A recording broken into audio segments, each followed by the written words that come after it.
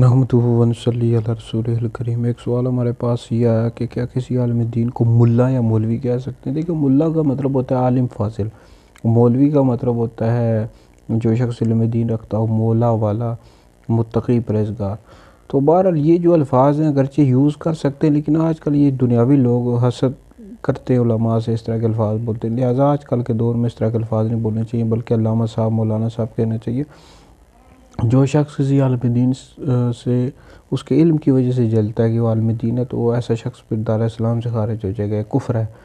اور اگر ویسے دنیاوی کسی خصومت کی وجہ سے جلتا ہے، حسد کرتا ہے، تو پھر ایسا شخص جو ہے نا سخت فاسق فاجر ہے۔ اور مجموع الانہر میں ہے کہ جو کسی عالم دین کو ملا یا مولویہ کہے استخفاف کی نیت سے، تو ایسا شخص دار اسلام سے خارج ہو جائے گا، یہ کفر ہے۔